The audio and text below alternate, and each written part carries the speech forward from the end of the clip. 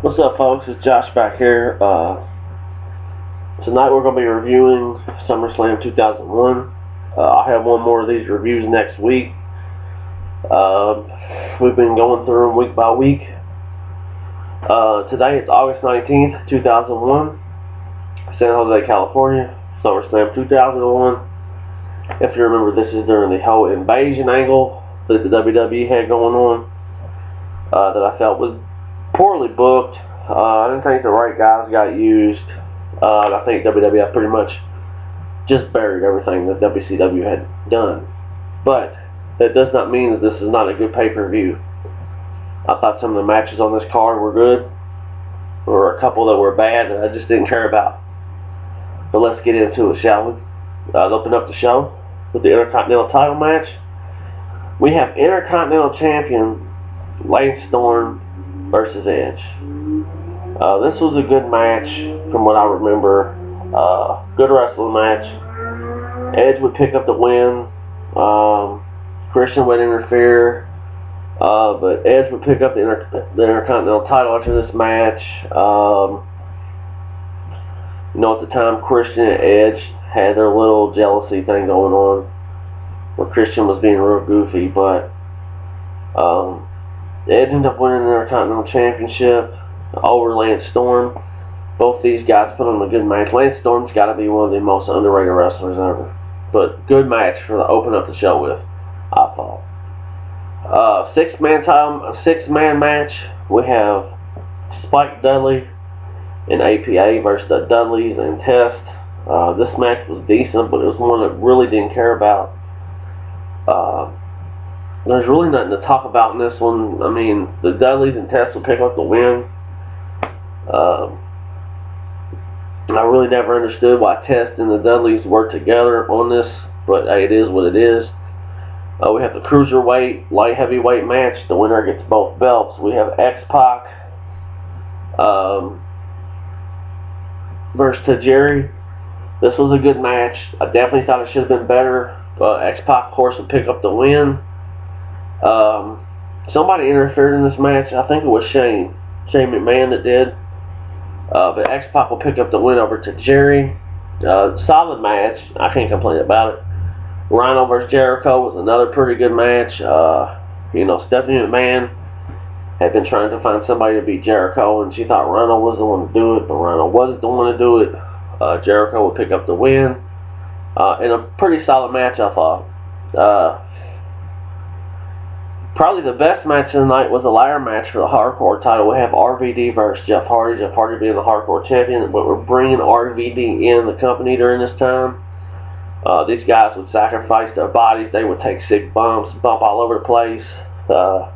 High flyers. Excuse me, I can't talk. High flyers. Jeff Hardy would actually hang and swing all over the place on the belt, but RVD would pick up the win. I thought this match was the match of the night for me. Tag team title match with WWF Tag Team titles versus WCW Tag titles. We have Kane and Undertaker versus DDP and Kanyon. Undertaker just buried these guys. They straight destroyed DDP and Kanyon. I thought WWE never did anything with DDP right. DDP was a huge star and was a big draw in WCW, but when he comes to WWE, he couldn't even do this. If you watch his shoot, you'll know that. I thought this match was just goofy. WWE title match, we have Kurt Angle versus Stone Cold Steve Austin. I thought this was a very good match. Started off fast, kind of ended slow. I didn't like the finish on it. I thought I should have had a clean finish. But Austin retains his belt because of disqualification. Because Austin supposedly is too violent to the referees or some shit. There was referees all over the place. I did not like that one. It was Nick Patrick who came in, the crooked WCW official, and disqualified Kurt Angle. We have the WCW title match. It was weird to see this be the main event. You would have thought the WWF title would have been, but WWE did let the WCW title be the main event. And the only reason they let that be the main event was because The Rock would beat Booker T. Booker T was a hell of a wrestler. one of the biggest people in wrestling, and come to WWF, and The Rock pretty much acted like he had never seen him before, like he was some clown. Pretty much what the WWF did the whole time, during the invasion angle that sucked. But they had a pretty good match, I thought. I liked this SummerSlam. The Rock will win the WCW title, though. I liked this SummerSlam. I didn't think it was this bad. A lot of the angles I did not understand. I mean, I still give it 8.5 stars out of 10. Some of the matches could have been better. If you grew up in the 80s and 90s, you know how big this invasion angle should have been between WC and WWF, and it wasn't. If you grew up during the invasion angle, you wouldn't understand.